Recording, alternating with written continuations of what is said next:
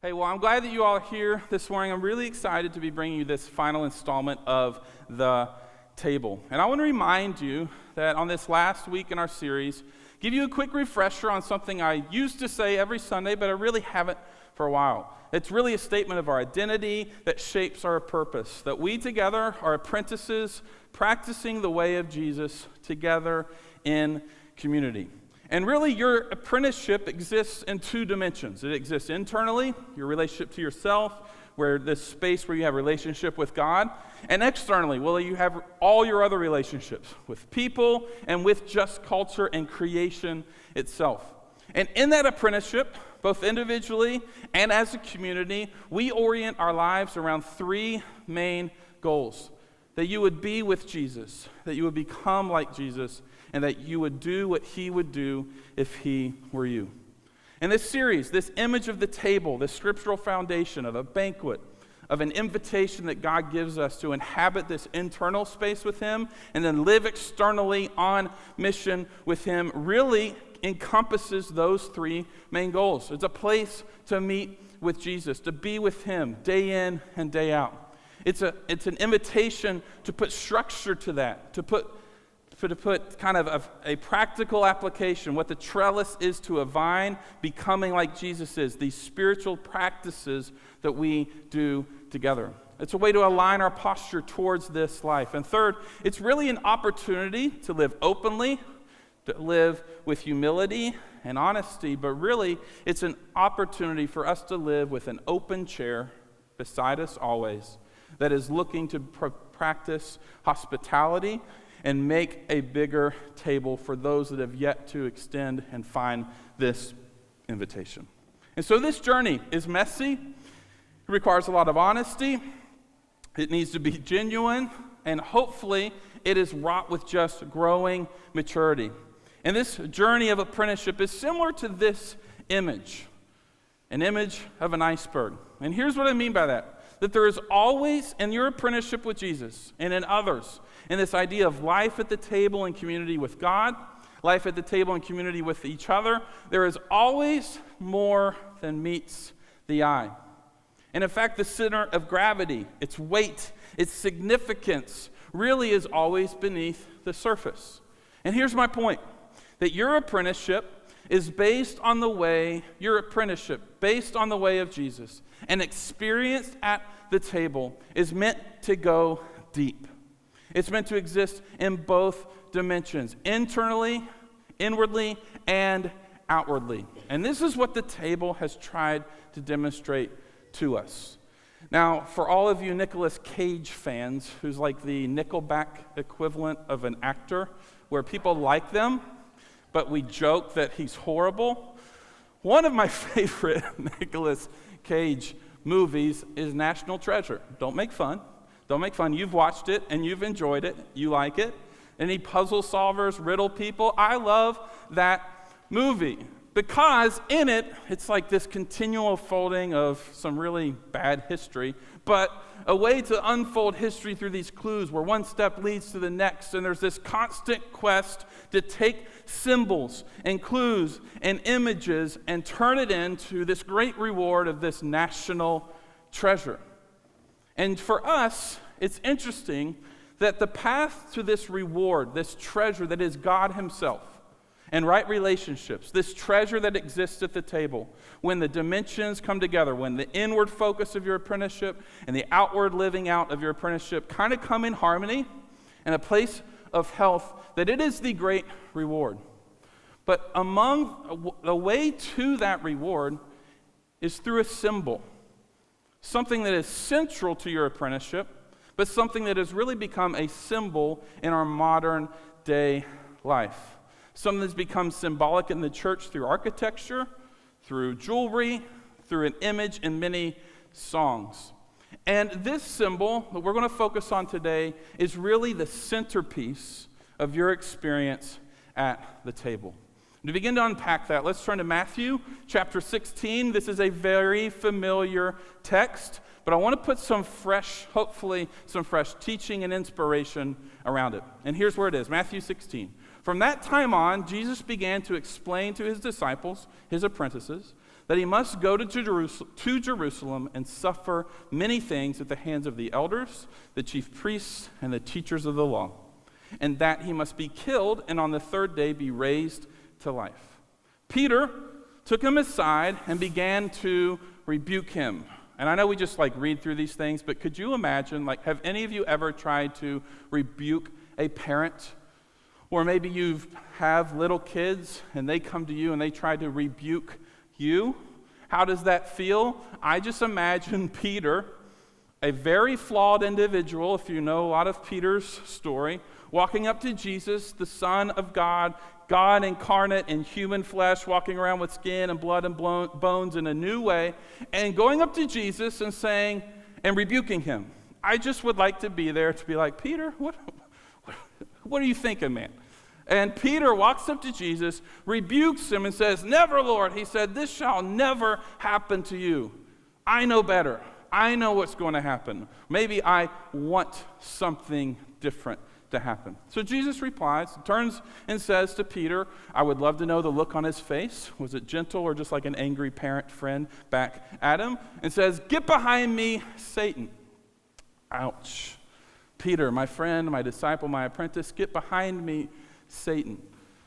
And really what he's saying is, get behind me, liar, this deception, this untruth that you are speaking. You are a stumbling block to me. You do not have in mind the concerns of God. You're not sharing what's happening. You're not seeing things from my perspective. You're not looking at this through the lens of what I am doing, but merely human concerns. And here's the meat of this text for us. Then Jesus said to his disciples, whoever wants to be my disciple, whoever wants to be my apprentice, must deny themselves and take up their cross and follow me. Now, this exact moment in the life of Jesus is carried in every gospel in the New Testament. And it's virtually the same as it's written. But in Luke's gospel, it actually adds the word, take up your cross daily and follow me. It's interesting that in this moment, for Peter and these apprentices, where Jesus is coming to fulfill what he has come to do, where he is actually going to begin this journey of making everything right, where he's going to do the work that extends this invitation to you and I and every human in history to this table of delight, of joy, of relationship, where he's going to do this work that transforms us internally and practically for the here and the now and then the there and then. Peter is looking at this through a short-sighted lens that says, that I'm not sure that works for me. I'm not sure right now that is what I want. And so with that mentality, here's where I want to land this 10-piece teaching series at the table. This, that the centerpiece of the way of Jesus at the table is the cross. And the cross itself is an invitation to find life through death. To find life through death. And that is an interesting thing to put together. This idea of the table, I talked about it being a party, a banquet, a fun experience. And we read some of those Old Testament scriptures about this banquet would have mountains flowing with honey and the greatest wine and the greatest food that you could enjoy forever. Here's this idea of a table set before us, the best party that you've been invited to, that you could ever experience that will last now and forever, put up against a symbol, a pathway towards this enjoyment of a cross. And the cross is a symbol of death. A cross is a symbol of death. It is a brutal, brutal symbol of a time in history where this was used in such violent ways. So here's what Jesus is saying, that the call to take up our cross is a call to come, you ready? And die. Now, what sort of invitation is that? Hey guys, we're having a house party. Everyone come over. Death will ensue. Right? Who's going to take that invitation? What are you saying? Now, we all know for us in this cultural moment, for our constant quest for more fun, for bigger, better, faster, bigger bank accounts, that absolutely sounds absurd. And there's constant cultural messaging around us, mainly through advertising, that says the exact opposite of an idea that defines life. The path to fulfillment is through death. It makes no sense. It makes no sense.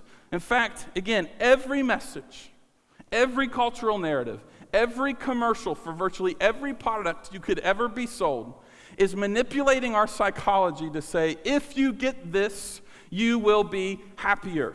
If you can find this, you will be more fulfilled. If you come live into this, much goodness will come. It really is about self-fulfillment. Jesus offers a path that is about self-denial. Our cultural narrative offers a path that is about self-fulfillment. In fact, you can watch this on YouTube. There's a BBC documentary that was put out. I don't know if you like this stuff, but I find it fascinating. It looked at the rise of advertising culture as consumerism came together over the last 100 years, and it called this documentary The Century of Self. Say that again, The Century of Self. I can't imagine really a better title for the last 100 years.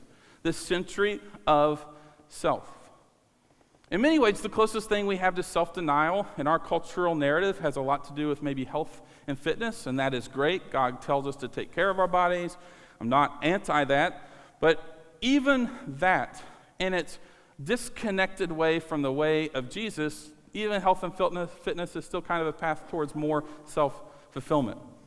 Or think of another example of just careerism, that I will sacrifice the first 5, 10, 15, 20 years of my career, my family, my kids. I'll catch up with them later so that I can pad the bank account, pad the influence, get the right corner office, get the right level of influence. And the goal in that, although there's some good things, it's really aimed at self-fulfillment. In this cultural moment, here's my point, that we just can't imagine a vision of this good life, the self-fulfilled life, all the things that we want that make us feel better about ourselves, that does not involve getting what we want. All right, the greatest example I can give of this that doesn't step on adult toes is my daughter's relationship to applesauce. Day in, day out, multiple times per day, daddy sauce, sauce. Like, the path to happiness in our home is through a squeezable plastic container filled with applesauce. And that's funny, and it's cute for a 2-year-old, but now apply that same mentality that flows from an internal level and affects our external behavior and relationships that, if I could just get a little more of this, then I would be self-fulfilled. If I can get a better-looking spouse or better-looking relationship, if I can get more money in the bank account, if I can get more followers and more influence and a better office, if I can just get those things, I would find myself being better internally fulfilled. And right now it's interesting. Let's do a little cultural discernment together for a moment. The current debates around sexuality or politics or any of these just culturally divisive things, and we're not going to get into that today, but I want to say, there are always at least 3 assumptions that come through that. And we can look at this at a cultural level, but it's also true of us as people. And here's those assumptions. The first assumption is this, that nobody or nothing should be able to stand in the way of me getting what I want. Assumption we bring to it. Nobody, nothing should stand in the way of me getting what I want. And 2, if anyone or anything does, it is automatically oppression. And 3, if I can't get what I want, then I can't be happy.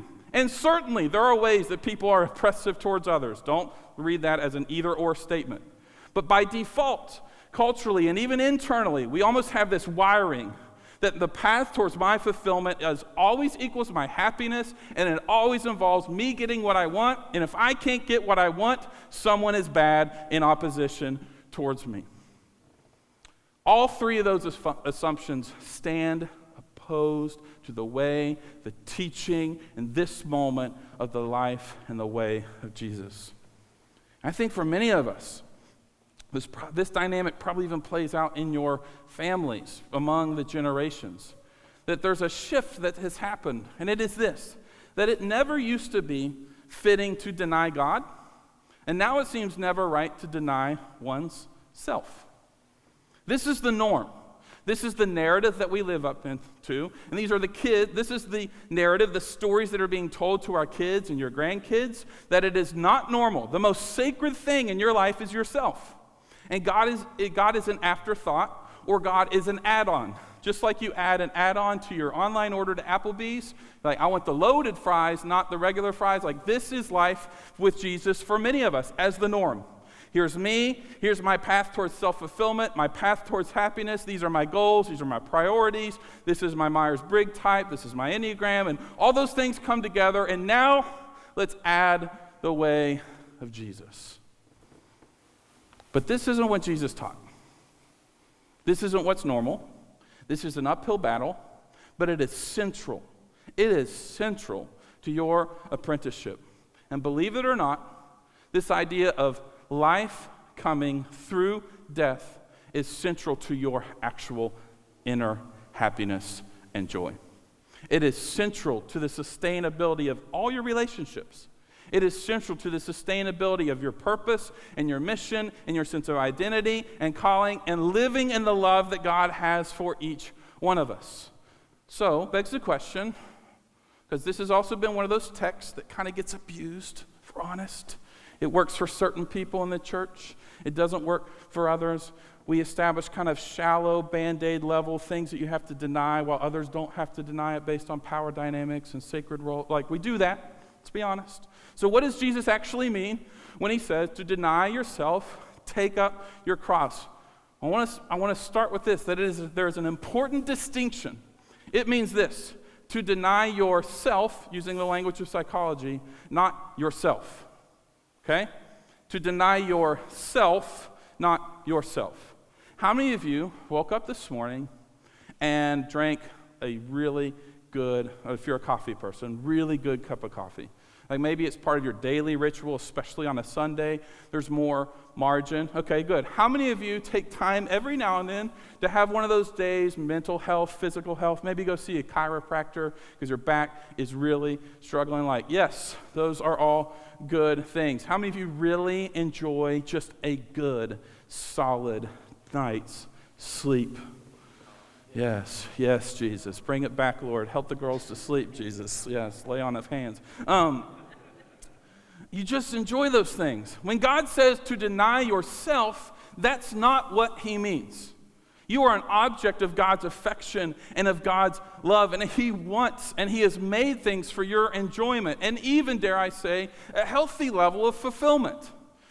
God made coffee beans, and he gave us cows for cream, and he created sugar for us to do all the things, and hazelnuts and mocha, like little mocha trees just floating around, dropping in your coffee. He made all those things for your enjoyment. That is not what God means. It does not mean a commitment to a miserable existence. Here's what he says. When he says to deny yourself, let's ask the question, what is the self? That's a language of psychology, but in biblical language, we're talking about the flesh. Deny the flesh, live into the Spirit. Now, I want you to picture with me that I am you for a second. And here you are, representing all of who you are. You bring yourself, you bring your body, you bring your mind, you bring your emotions, you bring everything that is defined as who you are. And on one hand, you are the centerpiece in like this battle between two things. On one side is the enemy that we really have, the devil, which comes at us about telling us lies about ourselves, deception, speaking untruths into you that go against who God says you are and with a potential that you have, and just speaks against your identity and puts things in you and your family of origin that says you can't overcome that. There are parts of you that are just going to be rotten forever. And that is this narrative. That is the devil. That is the enemy. That is the speaking of lies and deception. And then on the other side, in biblical language, we have the world, We have a broken, sinful society, and we have messaging, and we have imagery, and we have statements of identity and value that stand opposed to the way of Jesus. And here you are in the middle, and you are made up of a self that is bent towards those things.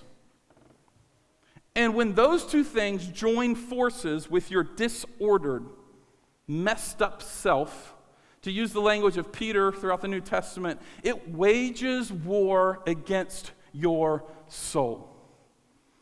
It wages war against your soul, and it begins to defeat you and eat at you from the inside out. That is what Jesus is saying to deny. Deny that. Live into the Spirit. Live into the way of Jesus and deny that. Deny those narrative lies that are being told about you, the doubts and the deception, the lies of the enemy, and deny the part of culture and the world that is trying to infiltrate your thinking and your mind and behavior that stands opposed to the way of Jesus. Don't let that join forces with the part of you that is bent in that direction that will wage war against yourself. Deny that, deny that, deny that. Drink all the coffee with sugar you want. That's what Jesus is saying to deny. Now, I get it. This sounds like a tough sell. This sounds really difficult. This sounds easily misunderstood towards, okay, the way of Jesus is boring. It's boring. Like, some of those things are actually fun. Some of the things that maybe mess with us are enjoyable. So that sounds boring. That sounds really straight-laced. It sounds really miserable. I actually enjoy some of these things that maybe you're saying to deny. Why would I even do that? What sort of party is Jesus throwing? Now, Jesus anticipates your hesitancy because he's God, and he's a really, really, really good teacher. And he follows up this statement in Matthew 16, verse 25, and he says this, "For whoever wants to save their life will lose it. But whoever loses their life for me will find it. What good will it be for someone to gain the whole world, yet forfeit their soul? Or what can anyone give in exchange for their soul? For the Son of Man is going to come in his Father's glory with his angels, and then he will reward each person according to what they have done." The key word here is actually the word will. Notice his tone. Notice his type of teaching here. That he is not saying this is a maybe thing, this is a should thing, this is a ought to happen thing. Jesus is making a pretty clear black and white description of reality. He's saying that if you do not do this, this will happen as a result. But if you do this, this will happen as a result. And Jesus basically gives us two options. And here's our options today. This is not from me, this is from Jesus. Option A is to deny Jesus and follow self, and it will ultimately lead to losing your life through the path of living unsatisfied and disintegrated, and you'll be run by desire, and you will be in slavery to this sense of want. But he gives us another option, and he says, option B is to deny self, follow me, follow Jesus, and it will lead to satisfaction. You'll be integrated and motivated by love and free from the domination of one. If you lose your life for my sake, you will save it. That is good news. It is easier said than done, and it sounds like really churchy language. I get that. But here is what Jesus is ultimately saying. And let's take this one by one. If you deny Jesus and you follow self, you will be unsatisfied. Guys, your soul, my soul, was built by God, and it was built for God.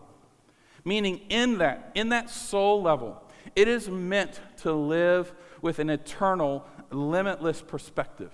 Because it is meant to live forever. It is meant to be with Jesus forever.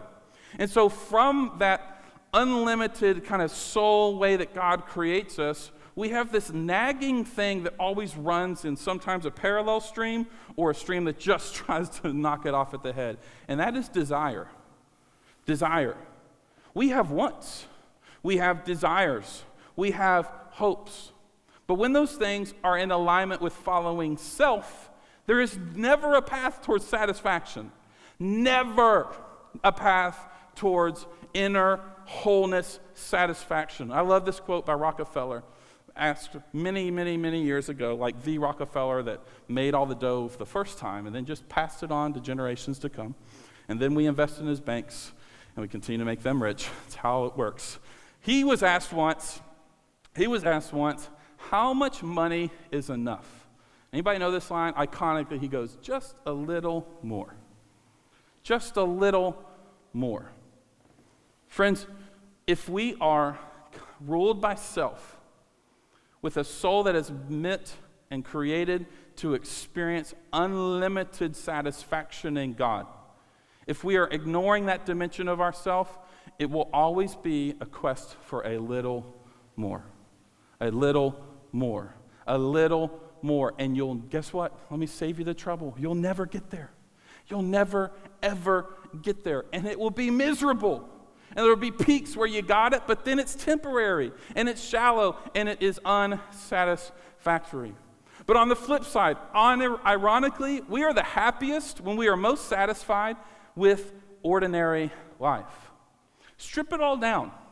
Strip it all down to the most important people, most important relationships, most important areas of even your survival. Strip it all down to the relationship, this way of Jesus. And it leads to contentment. Contentment, for lack of a more articulate way of saying it, contentment is where it's at. Living your life from a place of contentment at the table is just really enjoyable. Really enjoyable. Here's the next thing. When you deny Jesus and follow yourself, it will lead to disintegration. That's another psychological term. And this is, I could do a couple of weeks on this one. Fascinating. Go read about it. All the reading. We can talk about it later. But the bottom line is this, that when desire is your king, the result is chaos. When desire is the goal, it's what rules your life, it helps shape your decisions in your internal world, the result is chaos, or it is the result of an unraveling of the pieces of your soul at an internal level that God helps in his way and in healthy relationship, and by following him versus self, he keeps like healthy and bundled together. He helps keep it integrated, in alignment, and well and whole. But when desire becomes your king, those things begin to unravel at an internal level. When that becomes, you are living in a way that is disintegrated. But on the flip side, when you follow Jesus, when you are denying self and following him, picking up your cross daily and doing this way of Jesus, you are integrated. I think when I say the word soul, I think we all have just a different image or a different definition. Like, is the soul everything, or is it that spot that becomes a ghost after death and sometimes comes back and haunts people? Or does it live on forever? Is it a thing that's attached to my body? Is it detached? Is it material, immaterial? The biblical definition of soul is it's kind of all of it. It's your body, mind, your emotions, your will. It's what's material and immaterial. It's what's visible and invisible.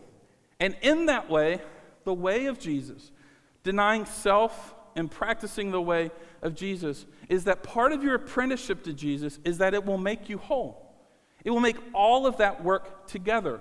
It will integrate every part of your inside world that makes or leads to joy and fulfillment and contentment and relational health, and it's what leaks out in every other order or every other way.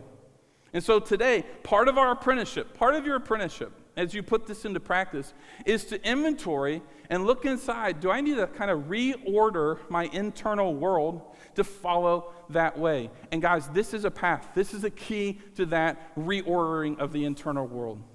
Two other options, two other effects, really quickly. When you deny Jesus, you are run by desire versus motivated by love. When it is love that drives your enjoyment of life, when it is love that drives your relationships, when it is love that drives your seat at the table for enjoying the good gifts that God has for you and the relationships that he puts in your life, It is a sign of your maturity. It is a sign of your integration. It is a sign that you are satisfied and that you are living into your apprenticeship more fully. Desire is a good thing, but it is a terrible master. But when you're motivated by love instead of run by desire, things just click better.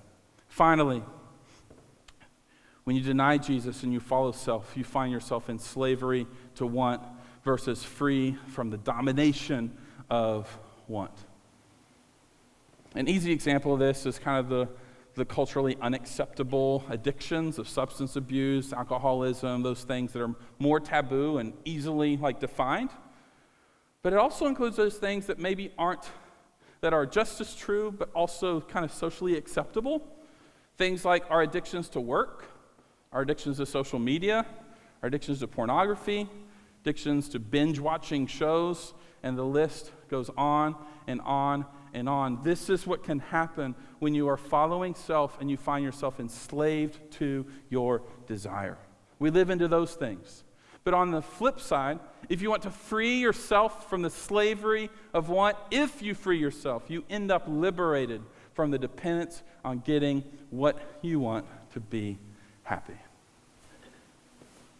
So option A, deny Jesus and follow self. Lose your life. Option B, deny self, follow Jesus, and save your life. Invite the team back up. I want to tell you a quick story as it relates to Thanksgiving and the tables that many of us will be inhabiting next week, assuming none of us end up in quarantine. It's that when we grew up, we had multiple Thanksgivings, blessed with a big family that continues to get together. And on my mom's side, we called it the Chandler Thanksgiving, and amazing time. And we always had this running joke that there was the adult table and there was the kids table. Did you all have that experience in your house? Like adult table, kids table. And one of the running jokes that no matter how old we got is that we, still being the kids, got to act like kids on Thanksgiving and drink grape Kool-Aid. So Mama continues to always make grape Kool-Aid for the kid table, which now has their own kids at a different kid table, but forever we will take the identity of the kids table, act a fool, and drink way too much high sugar. It's disgusting how much sugar is in grape Kool-Aid, but it is delicious. And we drink it once a year on Thanksgiving. And over the years, over and over, it's this interesting dynamic that we get older, yet we're still identifying and even acting as kids on that day. We have our own kids, but we still carry the banner of being the kids at the Chandler Thanksgiving.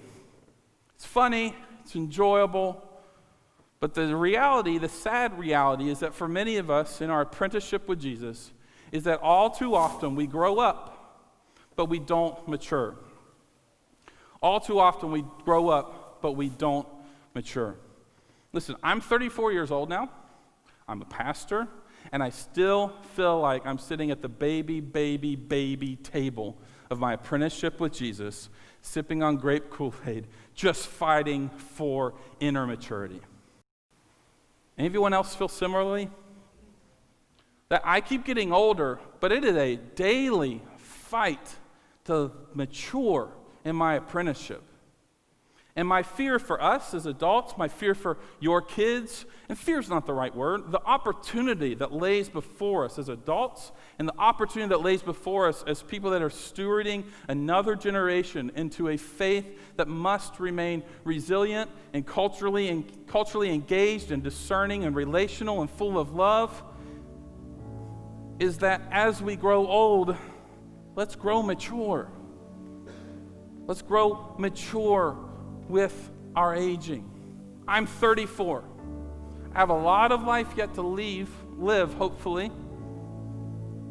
And I do not want to wake up 5 years, 10 years, 20 years down the road, having just done life based on what is right in front of me every day, getting older, being plateaued with a table of relationships and people at this great banquet that are supposed to come to it through my life, And it's the same as it was 20 years ago because I was busy living into myself and not into the way of Jesus. And the table that God calls us to and that he wants us to expand never gets bigger. The chair that is meant to be beside me is just dusty and cobwebs are growing on it. No one has sat it in years, and you'd be fearful to let even anyone sit in it. Our apprenticeship, our practicing the way of Jesus, your apprenticeship with Jesus is costly. It costs the denying of self, but the reward is so much greater. The reward for you as a parent, as a spouse, a reward for you in your singleness is so profound that we must carry the mentality that always on the other side of death is life. On the other side of the cross and its grave and its death is the breaking in of resurrection life. In an eternal perspective, take your seat at the table. Accept the invitation that God brings. God has crafted a beautifully ornate, a beautifully relational, a beautifully fulfilling, substantive, joy-filled table for you to inhabit every day of your life. And it begins with an option, a decision that is motivated by love and wrapped in God's grace and his strength and his power. And we don't get it right every day. We don't get it right every month. But it's an invitation to live into the way of Jesus. The centerpiece of the way of Jesus is at the table is the cross. And it is an invitation to life through death. Is Jesus an add-on in your life? Are you inhabiting your own table with Jesus coming and going as a guest in that internal world, coming and going as a guest in the way that it flows out in your life? Or have you taken a real seat at the banquet that God lays before us that will shift and change every dimension of this reality while inviting us to an internal place of joy and fulfillment and wholeness? God's table has the ability to integrate and to heal every piece of that internal world. And you will have the strength. You have a perspective. You will have an internal core level being that says, come what may, come what pressure may be, come what strain, economic distress, political distress, relational distress, work, lack of satisfaction, come what may, this is my internal world. And I will deny those parts of me that deny it. I will live into Jesus, and I will rightfully take my seat with an open seat beside of me for every day that I live, and it will transform my existence. Will you stand? And here's the last challenge to you today. All of this seems to boil down to a single word, and that's trust. To do this, you must trust that Jesus knows better than you do what will fulfill your life. You must trust that he knows, and he does, and he's proven it over and over. So friends, take your seat at the table. Those watching online, if this is an invitation for the first time to you in the room or even online for you to step into a relationship with Jesus, go there. There's no better day to come alive in Jesus and put to death those parts of you that he can restore and make new. For those of you that are maybe in a moment that you've made that decision, but it's a struggle and you need a new perspective, ask God for it. Let's talk. Let's have a conversation. Pray with someone. Come up to me during this song. Whatever you need. Know that God's invitation is clear. It is customized. It is well thought out.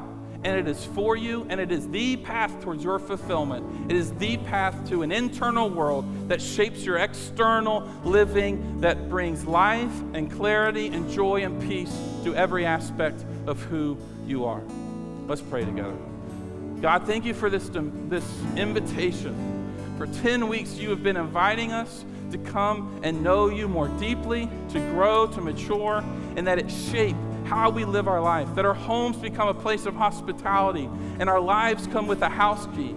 I pray today for those of us that need to take a step into repentance, into forgiveness, and into true gospel regeneration, that you will help us today to accept your invitation to find life, through your death, that because life comes through death, the resurrection supersedes and comes at the end of the cross. Thank you, Jesus, that your love is sure, that it is good, it is for us, and that we can trust you, that you know better than we do what you're doing, what you're unfolding, and God, in the way that we live into you, I pray that we put our trust there, our belief there, and where there is doubt and struggle along the way, you're gracious and you are loving, you understand it, that we will make the effort to walk, to crucify ourselves with you, that in this life, that you will transform us, you'll give us hope, you'll give us purpose, you will change relationships, that you will restore marriages and relationships, that you will mend broken hearts, that you will reduce the weight of anxiety, you reduce the weight of stress, and you'll begin to do the healing work that only you can do. I pray, God, that you'll do this inside out, and that our life